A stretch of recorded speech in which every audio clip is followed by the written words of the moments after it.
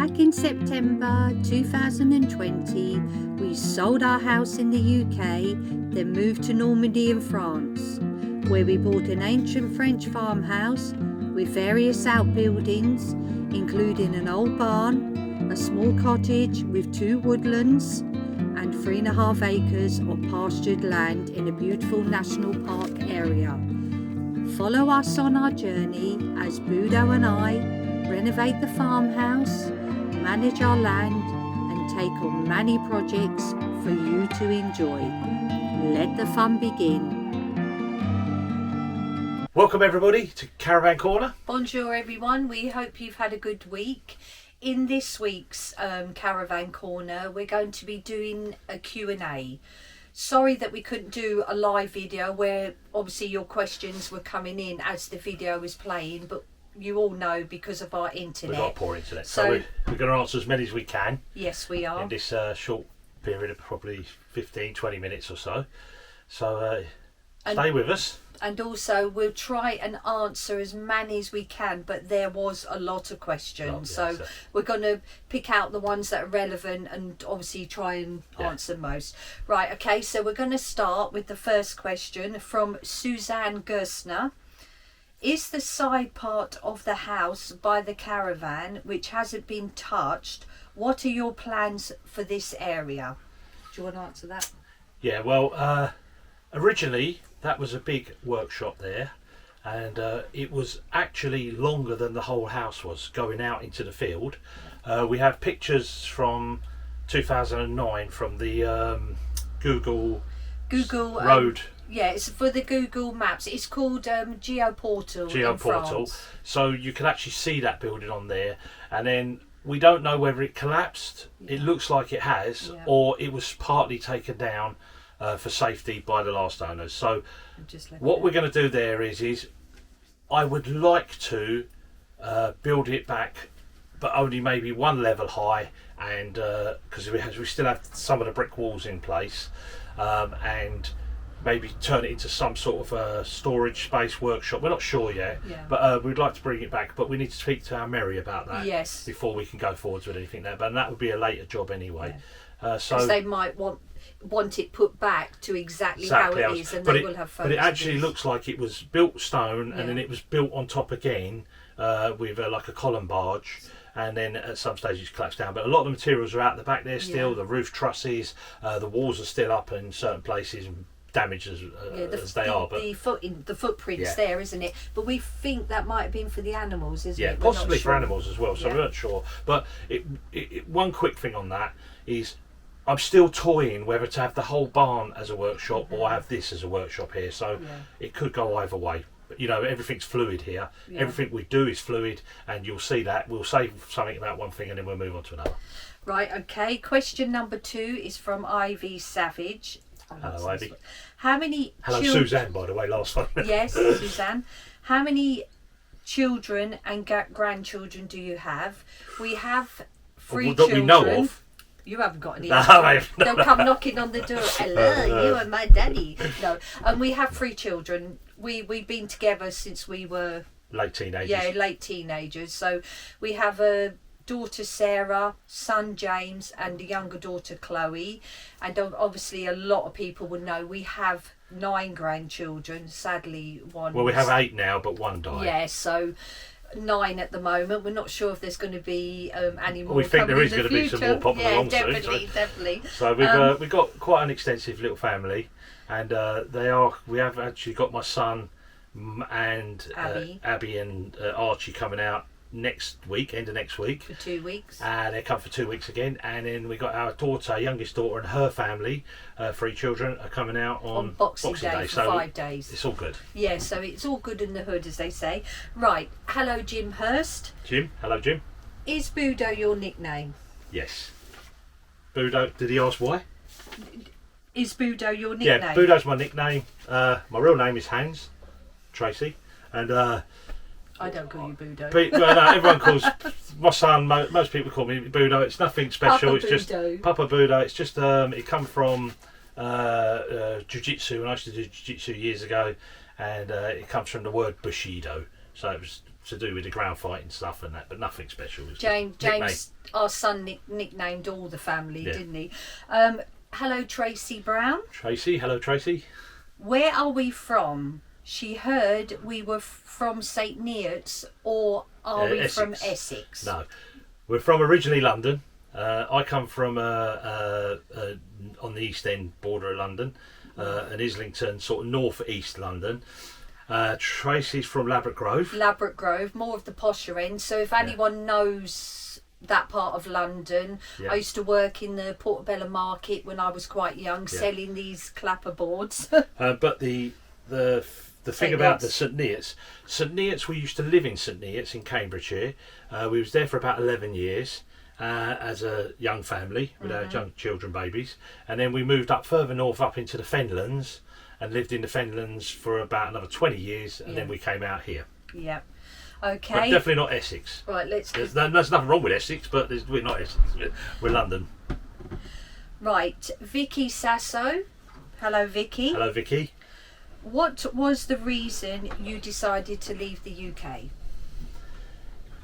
There's a lot, really, isn't there? It's the reason, I suppose, is to be more self-sufficient. If I go back to the beginning, we wanted to be more self-sufficient. We wanted to grow our own food and catch water and live off the land a lot more, and have animals. So we practiced this when we lived in Cambridgeshire in the Fenlands. We spent about 8-10 years growing food and keeping chickens, and we even kept pigs and so on and so forth. But we had it in small space, beekeeping as well. We had it in a small space, and we looked all over England, and everything was so expensive, and the cost of living in England is expensive. And we had this vibe a couple of years ago that things were going to get very expensive in England, and it is sort of coming true now. I know because of the crisis in the world and that, but it is very expensive. But we always loved France, and we've been trying to go to France to even possibly have a holiday home, and maybe with a future moving there. Back in 2006-07 was the start of when we were really going for it. Well, it was when we went to the NEC in Birmingham, wasn't it? That's where it first started. We got the ball rolling, but we decided to try these things out in England, and then we started to really look in France, because house prices and land prices are a lot cheaper in France, but there is other things that are a lot more expensive. So certain other things are more expensive than the UK. So that was one of the reasons we sort of came out here. We wanted to have a bigger property and to do all the things we want to do, basically. That's it. I'll do this one. How does the cost of living compare to France and UK? In France, I would say with the utility bills, the electric is quite similar to the UK, maybe a tad cheaper. No, it's cheaper, I think, a little bit cheaper. Obviously, you use gas bottle, and I think that will definitely work out cheaper. Water is very cheap. I mean, we're paying €10 a month at the moment, aren't we, for our water? Yeah, but it's what you use. It's you could use thousands and thousands of litres for that. This water's not a problem here at all. No, but it's not so much all that, is it? No, I think as well. Also, it's shopping. You have to find the right places to shop, and that's how you learn, by living here, by talking to people. Food, I would think, is a little bit expensive. I'd say it was, like Tracy said, if you shop about, you can get certain things cheaper. And also, I find in France, you don't have the abundance you've got in England. No. Right, because, and in a way, I suppose that's good, because it controls your diet a little bit more in France, because you're set to what you can buy. But if you got used to that abundance, to buying anything you wanted virtually, then it's that little changeover is difficult, but you get there in the end. Yeah. And that's about it, really, is it, on that one? Right, hold on, because there's quite a few. Right. These are still for Vicky. This is Vicky. Vicky threw a lot of questions at us. What is your future plans to support yourselves? What is our plan? Okay, so we came here, and going back to the last question, what we bought, we was toying with buying bigger property, probably a manoir or possibly a rundown chateau. Yeah. But then we thought about the long-term future, and how we would sustain that to the fuel bills, to look after a big chateau or a manoir. it's not cheap. It's, you know, it costs a lot of money and it has to be constant. I mean, it's no good putting up very expensive wallpapers and paints and letting all the rooms go cold, and then that all starts to peel off again. You need to keep them heated all the time. And I think if you look at Dick Strawbridge and Angel, you know, they explain that a little bit in theirs and how they had to pay a big amount of money out for heating costs. So we looked into that, but the house prices were cheaper, so we decided to go for a smaller house, so we'd have more money held back from what we sold in England, and we could work on that, building that house up for ourselves to make it a comfortable, cosy home in a beautiful country in a beautiful area, and live for a while. Now, I have a trade. I'm a joiner, carpenter, and I'll always have work if I want it. There's plenty of people knocking on the door wanting me to do work all the time, but I can't because I'm not in the working system here. I'm really just doing it a favour for the odd friend, and then, you know, building out renovation. Tracy's has skills as well in your. Well, you tell her. Obviously in my... No, I won't answer that yet because there's a... Oh, there's a question. All right, sorry. Coming up for that. So now we thank you, Vicky. Sorry we couldn't answer all your questions, but we have to sort of allocate. Yes. Stuart Moore. Hello, Stuart. Stuart is now our number 2 fan, apparently. Yeah. His wife is our number one fan. So hello, wife. Hello. Number 1 fan. Right, what aspect of English life do you miss the most? Not including family. And that's about living in France. Yeah. And he's saying in Sainsbury's, do you miss things in Sainsbury's or Morris dancing? Well, no, I love the English culture. I love the old English culture, which is what I call English or British culture. And I do miss that a little bit. That's like what you're saying about Morris dancing, old traditions and old history of England. I love all that. I miss a little bit of that, but you've got a lot of that in France anyway, in terms it's just in a different language, but you know, the medieval stuff and all that. Everything. And they were crossing over all the time anyway in them days. But missing, I think, would just be my family. You know, missing my grandchildren and my children is what I miss from England at the moment.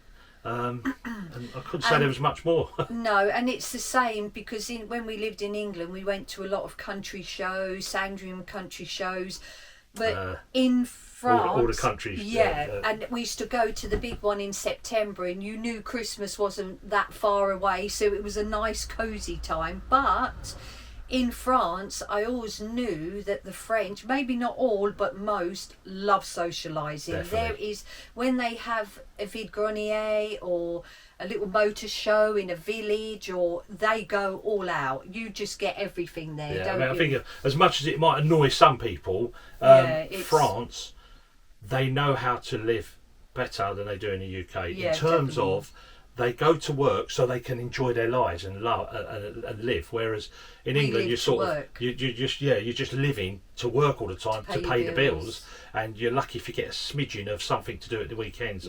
Generally, I'm not saying everybody, but generally. So here in France, it's very difficult for me and Tracy to try not to socialise too much because people are coming here, come for dinner, come for aperitif, come for this, come for that. We'll never get nothing done, so we have to say no in the politest way, or we have to go there and be as polite as possible. I mean, I'll give you one point of instant quickly. Oh, Sunday. Last weekend, Sunday. Sunday, our neighbour said, who's French, come over and see my new parquet floor I have had put down, show Tracy. We said, okay, we'll pop over 10 or 15 minutes. And then they... Hang on. I'll tell you the time we was there. We was there, not there, but we was with them for 11 hours from that point. Because what had happened, we were all chatting, and Lionel said there was a vide-grenier on in one of the nearest towns, and I went, oh, we'll go and have a look, me and you. And then I said, well, why don't you come with us? We all went. So we went to the vide-grenier, then we went to the Bracon, then they phoned their other French friends because they wanted us to meet them. To introduce us to them. To come over for aperitifs. We actually ended up eating dinner. So we had dinner and we was there till 11, 12 o'clock at night. Stroll toe. And this is how it is in France. And that is beautiful in a way. but you've got to be careful that you can over socialise when you've got other priorities to do. So Yeah. we are conscious of that, and we're trying to control that Yeah. as we go.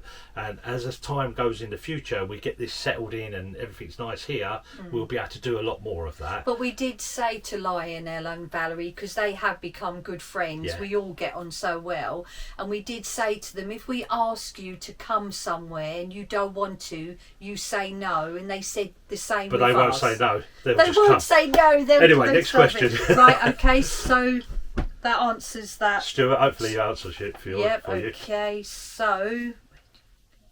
Okay, Vintage Lady, hello. Hello, vintage lady. Where do you two get all your energy to do all this work? We don't know. I It's think up here, it's up here. I think it's in our just our breeding, if you like. I mean, since we were young, we've worked hard. We just keep working, and if you're young and you work hard, work becomes natural. You know, working and doing things becomes natural as you go through your life. I do unfortunately see a lot of young people that don't do a lot, sit around a lot, and you know they want it all given to them. But you know you have to work hard, and once you work hard, it becomes natural in your life. So we don't feel like we get any energy. We eat well. You can see that anyway. But we eat well. We make sure we have our meals. We don't miss our meals. We don't overindulge in alcohol and things like that. And we just keep healthy. We're going on walks again. So we used to walk in England a lot with our dogs. 3 miles. 3 miles day. every day with our dogs. So that kept our energy up. And that was early in the morning before work. Yeah. And then here, now with our new neighbours, they take us on a nice long forest walk. That's about 3 About miles. 3.5 to 4 kilometres, about 3 miles, yeah.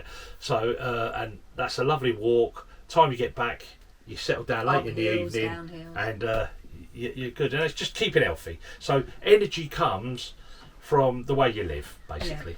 Right, okay, this question for me. Hi, Christine McFarlane. Hello, Christine. Hi, Tracy. Just wondering what your profession was while you lived in the UK.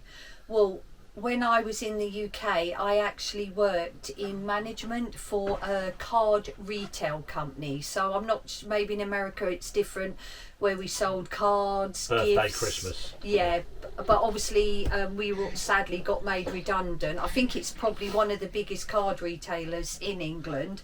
So that's what I did. Then I had a bit of time off, didn't I? So I helped Budo with the painting and things She always like was that. she learnt all her little bits for painting and Yeah. mixing up things because she helped me. Yeah, my little doing all workshop your and that, yeah. windows and doors, whatever Budo made. Then we opened our own card shop, which was birthday card shop, but because In our local town. But because it was our own business, we could we done painted furniture, I done all my knitwear, and then obviously we made the decision to move to France. Yeah. So now apparently we're classed as, is it semi-inactive, like retired? Well, in France we're classed as inactive. But Yeah. we're not. We're more active than we've ever been in our lives, probably. Yeah. But Right. it's just until eventually we will run like going back to one of the questions really, how you fund yourselves. You know, we've got lots of options. I can work if I need to. There's lots of people wanting me to make things, kitchens, make doors, windows, staircases, whatever. Yeah. I could. We're also thinking of running a little classes business here at some stage later on, where people come and stay. We give them, full-on classes on how to do things. Tracy will have classes as well. That's another question. That's another question we'll answer later. And basically, there's lots of options for us. Yeah. And there's a couple have asked about lavender fields. When is it going to come? All these things take time. We can't just bash everything out. We're speaking to the nursery about the plants. They have to grow them for 1 year for us before they go in the ground. That's going to be another question, is it? Oh, sorry. So all this is, if you're watching and you're asking, you're thinking, why isn't this getting done? Why isn't that getting done? We can't do some things, and some things we can do, and then there's other things where we need planning permissions and we have to wait for them, like the kitchen. We're waiting for that to come back, and things are very, very slow in France in that way, because they're very meticulous. They like to go through everything properly. Robert Coffin. Hello, Robert. When you start your kitchen add-on, will you be using concrete blocks or going old school and using stone? Right, so Both. a bit of both really. Concrete what's happened is the fellow who had the property before us started the process. So he put down a good footing, and he came up with the concrete blocks up to about less than a metre, say, all the way round. So we've put in a plan in to keep that footprint, okay? And the tricky thing with that is that footprint is a bit bigger than the standard footprint, which they let go through quickly. So this is why the process is a little bit slower. When I take that up, I'll take the concrete walls up full height. On the external, on part of the external, I'll come up with stone on the external with a cavity, tying them in with ties, and then I'm possibly going to go column barge, which is oak timber framing, right, with like a watland daub, if you like, on the inside, and then rendered up with clay and then lime, to give a nice feature and aspect of it, give it a good look. Which will fit in with the farmhouse. So it'll fit in with the farmhouse, and a lot of the farmhouses here with their extensions have column barge style extensions. Yeah. You'll have to look the word up in Google to find out column barge, and if you don't know it, that is, and basically that's it really. So it will still look old school when we build it, but with modern techniques on the internal. Okay. Hi, Susan Lynch. Susan, hello. Was your work on heritage buildings in the UK mainly woodworking and joinery skills, or did you incorporate your other skills, i.e. stonework, etc.? So most of the stuff I've done in England for listed buildings was mainly Georgian windows, sash windows, Georgian staircases, the spirals and the handrail spiralling and things like that.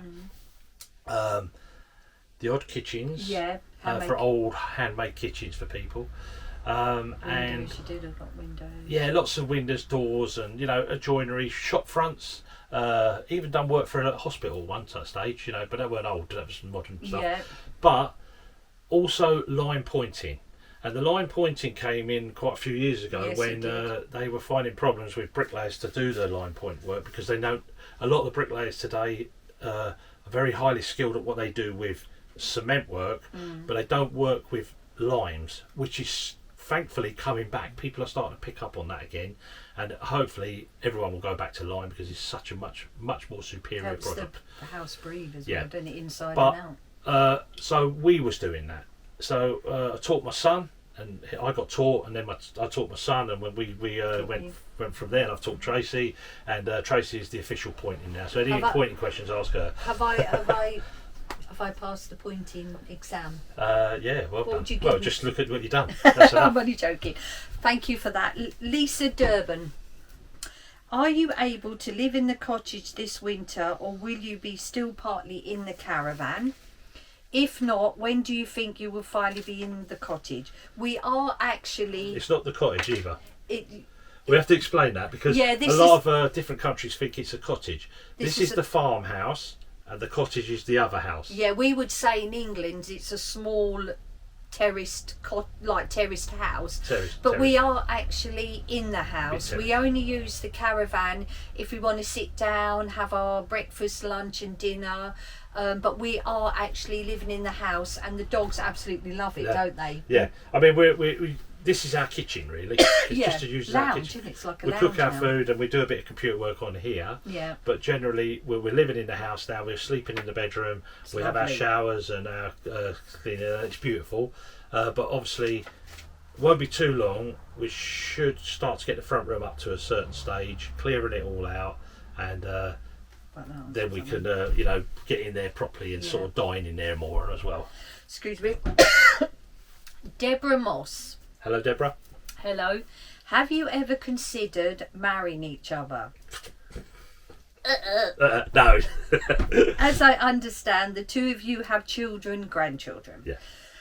Well, marriage for me, I've never been religious. I actually am. I am a Catholic. She was Catholic, but we've talked about it through many years, haven't we? I mean, it's never been a big priority for us, because it's how you feel with each other. It's if you're going with the flow, and life and things are changing now. Marriage is changing.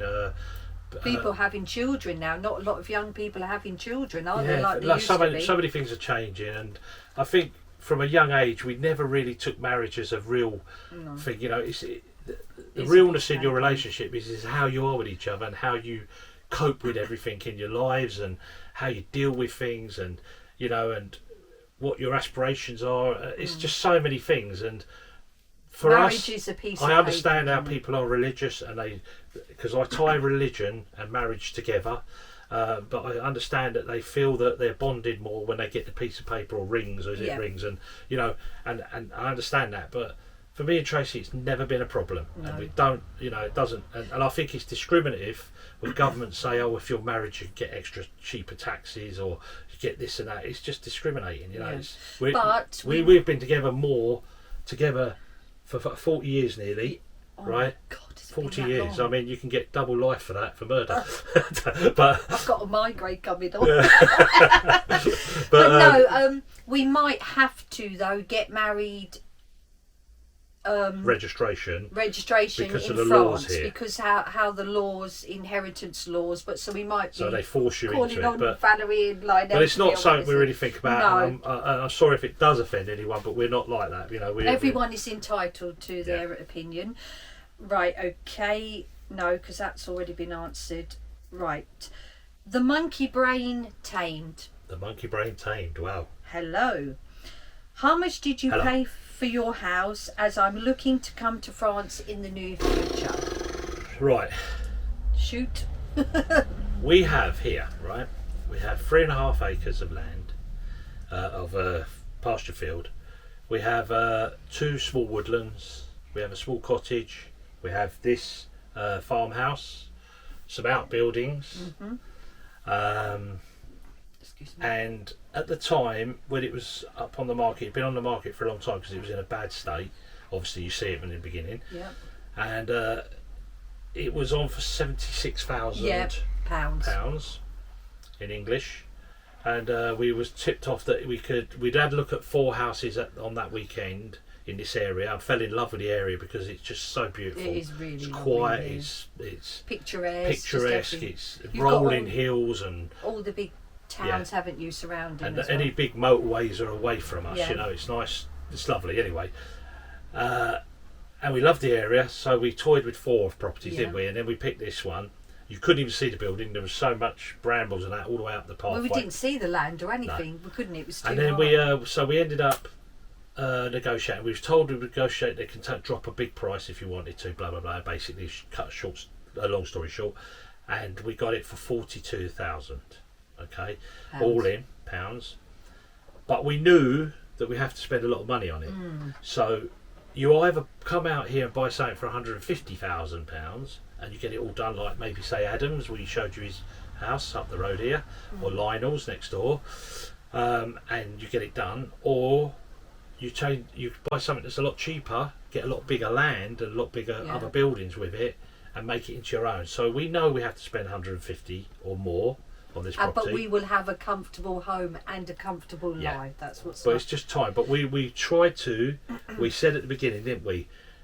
Without being awkward to other trades, because I have an extensive knowledge of trades, that we would do as much work, labour as possible. And I'm obviously learning new things, like concreting. I've never done concreting, but I would like to have a go on a bigger area, because obviously I was. Well, Tracy's learning little bits of trades while she's going along, so it's not only an opportunity to practice all the things we're doing and doing it on that property and saving money on labour. We're also, Tracy's learning on the job as well as she's going along, so she gets more confident. And you know, if she ever had to in the future, we had another house, say, or something else, she could take over and say, this is how I want it done, that's how I want it done, this is how you do this. She would have much more knowledge about it and what things would cost. I was just going to say, we've obviously met English people out here that have bought properties, haven't they, for maybe 120, 125, but they're still having to go in and change everything. They still spend 30 or 40 on it. So it depends, because you have the knowledge, you can do anything, then you're not thinking, anything. right. I could do a lot of the trades. I think not most everything, things you can. But plastering and electrics, plumbing and... Which is the fundamental, isn't it, really? Woodwork, obviously, which is the major part of it. But, you know, that's our story with that, really. We bought it very cheap, but we're putting a lot of money into it to make it right. Right, is that true? Hang on a minute, where are we? So, 15, 17, just bear with me. Right, okay. We've answered this one already, so I'm not going to do that one. Right. Finish this. Just hang on a minute, because we've gone a bit loosely. She's lost the plot now. No, hang on. 17. We'll see cheaper. Right. Gillian Wheeler. Hello, Gillian. She's one of our Patreons. Hello, thank you. When will the lavender be planted, and how much did you and how? Oh no, that's it. When We've answered that, yeah. So the lavender will be planted once the nurseries have grown them on for us. Yeah. The problem we got here is we have deer, a lot of deer roaming around. We've got pine martins as well, and the odd boar we've seen. The odd boar as well. Boar can be very destructive, yeah, especially on small plants. But the deers will nip things off and pull things out, you know. So what we were trying to do is get the plants up to a height, instead of having little seedlings in little like plugs. This. We're trying to get them up as about this height from the nurseries, and they will harden them off for us a little bit, and then we can put them out. So the lavender probably will be another year away, close to a year away, before we actually start putting the rows out. But we'll prep the land and get things ready anyway, and then move into that. So it's very easy to just go, let's rush out and throw lavender in the ground, but it could end up being a costly event, because the lavender's probably going to cost well over £1,000 for all the plants to get started, right? And then obviously the bigger you grow them, the more they cost. So if you leave them for 2 years, or get 2 year plants, and the particular lavender we want, which is a high scent, high oil yielding lavender, you've got a Grosso lavenders, but you've got the bigger they get, the more they cost, basically. So they will go down, and it will all come true eventually, but it's all time consuming. Yeah. And Annette Sharrock, another one of our patrons. Thank you, Annette. Hello, Annette. Annette, we always talk about Annette every time, isn't it? When will you be starting your kitchen renovation, and what sort of kitchen will you be having? Now, we've got a couple of ideas of how we want our kitchen. I'm bringing colours together. It'll be handmade. Handmade, yes. It will probably incorporate a hand-painted kitchen as well, because obviously this is something we've always had, and they're just absolutely beautiful. But we're not going to commit at the moment. Not fully. No, because it's one of those fluid things. It's again. Up here, and it's on that little plan. Because it's down to things like once we get the space worked out in the building. But she asked you the question, where was it? When will you be starting? When will you be starting? We can't actually tell you when we'll be starting, because we have to wait for planning to come through, and all the processes for that. And then what would happen is, because we're drawing towards winter now, if it's going to be another month or so, then it's going to get too late to start doing wet work outside, because you're going to be going in between the rain and everything. So we might be able to build a shelter over it and build it, we'll see. So it's a bit fluid on that, but as soon as we get that okay that we can build the kitchen, we're going to let you know anyway, and then we'll let you know the next steps from there. And how the kitchen's going to be styled, it's going to be high end, and it's going to be handmade, but we've got to think about whether we're going to have solid timber surfaces or solid granite surfaces, or an incorporation of the two, and whether we want completely fixed units or freestanding units. There's so many options. Like we want an island in the middle, so we're going to be playing and toying as we sit down in the evenings. We think of things and we write it down, and we put the ideas, and eventually we formulate something, and then once we do that, we'll let you know. Yep. Kelly McCoo, another one of our Patreons. Hello. Yes, thank you. Tracy, will you sell any of your handmade crafts to Patreons or on Etsy? How is your craft hideaway coming along? Have not seen it for a while. Right, I am actually, because I have made a lot of stock for my Etsy page, and what I've got to try and set up, which I will be doing in the next week or so, is obviously the pricing, because if you send to certain countries that are outside Europe, you could be charged import tax. So I want to make sure I've got this all right. So I'm just actually have saved my Etsy at the moment, so that will be in progress. And yes, I could sell to my Patreons as well. So Kelly, if you want to private message me, but once I get all my photos of everything I've made uploaded, then obviously I can pass them on to you. It's just it's another one of those things finding time to set up and do for Tracy's Because difficult I've got because we're loads so of busy. photographs to take. And also photographs, but it's busy. Yeah. So we really need 4 or 5 of us Yeah. to designate Clones of me and clones of Clones you. of A us, bit you more know. clones of you, I think. Now, the craft hideaway at the moment, that is down on the storage. list. That's a storage room at the moment. So, like, I will be making the blinds for our bedroom, upholstering the bench, and the headboard. I think what people are feeling is they want to see all these other things that we're talking about that we're visualising in the future. Yeah. And for us, it will happen. Yeah. But it's something in the future that you've got to. We're aspiring to. We're working towards. It's not going to happen now. So the process you're going to get from our videos is just us doing this, doing that, fixing this, fixing that, building this, building that, and it's going to go like that. And then suddenly, in a year or 2 years, all these things are done, and Tracy will have her craft room and she'll be doing videos from that, and I'll have my man cave and doing my things, and we'll be running these hopefully workshops a couple of 3 times a year or whatever for people to come over and stay, and all these are coming, but they're later on. So there's a lot to do. We are working towards the most important things at the moment, so we can get comfortable, and then we can start on the real big job. And Arnold and Mari Heridia, another one of our patrons, our new patron. New patrons they are. Tracy, will you be offering knitting crochet classes once you and Budo are ready to receive guests? Sort of answer that really. Yeah, that will be something that will be in the future. Definitely. These are all plans, but you've got to prioritise, haven't you? And it would be lovely to, in the future, to have people that have followed us and followed our journey to come and join us, and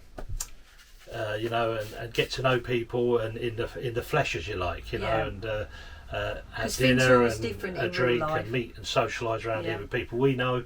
It's a much better way. We are socialites. Me and Tracy like to socialise with people, and it's more important that you speak to people live rather than on a typing all the time. And if you come in winter time, you'll have a lovely potato goulash. I'm going to actually be doing a recipe for a beef goulash once winter comes. And we're going to have some more cook videos as well, so they'll be coming up as well at the end of videos for you. You need a diversity, don't you, of everything? We're trying to keep you interested. The main thing for us is we want to build our channel. Yeah. And we know it's going to take a long time because the nature of who we are, what we're doing. Yeah. We haven't got that big chateau-y type or manoir building, but we are probably, what we are doing is probably more realistic, and a lot more of you could do this than take on these big chateaus. Escape to the Chateau DIY, Dick and Angel, who we've all followed, which are fantastic. They were the ones who inspired everyone, who set the seed in their head, and sometimes you've got to just take a step back and be more realistic and try and look. If you're a logical person, you'll think open-minded about things, how much things will cost. Right, Auntie Tutu. You have to have deep pockets. Aloha. Is it aloha? Aloha. Auntie Tutu, hello. For each of you, what was the best holiday you ever had, since you are both working so hard? Well, most of our holidaying was done when our children were young. Yeah. So we toured around, done places all around Europe, all around the UK, the Greek islands, the Canary Islands. But what was your best? I don't know if I've had a best holiday. I've enjoyed every holiday. Yeah, I've loved all my holidays with family, our children and that. But I think maybe for me a most memorable holiday was when I was younger, when we went to Italy with my mum and dad and sister, because we went there for a month, and I was able to go up to the Leaning Tower of Pisa, which I don't think you're allowed to go up now. Yeah. But that was, for me, being so young, that was quite a memorable holiday. In your time, but yeah, but I think Lulworth Cove we used to love, didn't we? Well, that was a little break we used to go, but I think the most memorable part of a holiday for me was when we went to Zakynthos, one of the Greek islands, and we took our family there. But how many of us went? Well, there's lots of us, 34. a big family. 34 of us went anyway, right? So we took a big family there, and we me and Tracy went and rented a motorcycle. That was and lovely. it was the only day it rained, and it was raining constantly, thick white clouds. So we got on this motorbike, and it was lovely and warm, and we was powering through, you know, and enjoying the ride as we was going. And we was going up this hill, and eventually we popped out of the cloud. We was actually going up a mountain, we didn't realise, and we popped out the cloud, and it was bright sunshine, quiet, and we were looking down as if you were looking on cotton wool. We was above the clouds, and everything under that was raining, and above it was blue skies, bright sunshine. You could hear a pin drop. It was so and there was crickets everywhere, wasn't it? And it was just, it was surreal, and I'll never forget that moment. And we went into the tavern that was actually out in the middle of nowhere, and we walked in, didn't we? And it was like a western, wasn't it? You sort of walked in and had a coffee. For me, that was a memorable moment. I would put down. We've had quite a few. I mean, with the Dorset and diving in the Canary Islands, you know, doing off the boat, and it's just, there is lots, but this was a surreal moment for me, and it really, I remember that. You always have lots of holidays, don't you? Have lots of memories of holidays with your family when you were younger, it's a bit of sort of everything. But we have had some great times. So, right, hold on. Another one from Auntie Tutu. What was the coldest winter you ever had since you've just had the hottest summer? Oh, that was here. No, it weren't here. It weren't cold here. The coldest winter we had was not too long ago. -8. We had 2 years of snow in England, in the where we were living in the Fenlands, and it was probably a foot deep of snow for 2 or 3 weeks. And we were making great big snowmen with the children. And we were rolling these balls that was as big as us. We could hardly, 5 of us could near enough push it, making up great big snowmen and that. But it stayed cold for a long while. So that was. But to me, to be honest with you, the cold doesn't bother me. I'll be out in shorts and t-shirt in the cold. We don't recognise the cold so much, you know. No, we more like in our home. We won't have our heating on all the time, and we like it to be warm. In the winter as well. We like it to be warm, but we like the warmth when you need it. Yeah. But we're not.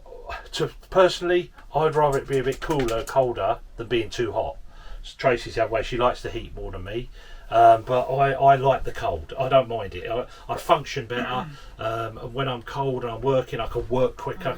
My mind's working quicker because I'm having to stay warm anyway. So it's. But I don't like. We know the winter's coming up, so I just think of the wood burner going on. It's cosy. It doesn't change our moods, does it? We're not like that. We just take it as it comes. I suppose because of our makeup. We're upbringing, we're dramatic type northern people anyway, so we're used to it. It's in our blood to be, the Germans absolutely love the sun, because I remember the Germans do, when we went to Greece, there was Germans. I was saying dramatic Norse people. I was saying, but so that's it now. That's it for Caravan Corner. So that was Caravan Corner questions and answers. Q&A. Hopefully we've answered all your questions, and. Maybe it's a bit long-winded, but some of you might want to sit down and listen to what we've got to say and how things we've answered. We'll do one of these again in a few months. Yeah, when we're a bit forward on. So if you're thinking of future questions, write them down. Keep them to yourselves until we're ready, and we'll give you more detailed stuff. And that's it, really. And in this week, we're just going to have a little short video of us going on. Well, no, we're not sure yet. Oh, you're not going to. Okay. Not sure that. I think we just put, because this is quite long. Right. Okay. If you don't mind. Yeah. Because. I do mind. Oh. Really? Oh well, we'll have to have it then. No. But the thing is, I think this will be enough for people. Yeah. Okay. All right. We'll give you this, and then we'll try and do a little short in the week, and. Maybe not. We'll see. Yeah, we'll see. If not, we'll see everyone the week after, because it's getting confusing, isn't it? I've gone confused now myself. Now it's all this hot weather. It's not. No, it's raining. Right, next week we probably won't have a video. No, because we've got so many things we've got to do we ain't going to have time because we've got to go out quite a few times, and I've got to go and do some business as well. It'll be the week after. So it'll be the week after. So you're not going to have a video next week, guys. Sorry about that. But the week after, we'll try and give you a little bonus, an extra video in the week. Well, there is one, isn't there? Yeah. When we went to Caen, the medieval town with Valerie and Lionel, and there'll be other no, not medieval. It's the old town. The old town. Town. I call it medieval. It's the old part of the town we went to. We went for lovely old cobble streets and that. Beautiful. We'll give you some of that. We've got some video. Maybe to throw in somewhere of when we went for our walk. Yeah, we went to an old manoir where there's a moat that runs around the manoir, and there's an old. We went into the Le Chapelle. Yeah, and we church. went into a chapel, an old one. But anyway, guys, we're digressing. But if you liked this caravan corner, or if you like our videos, don't forget to give us a thumbs up.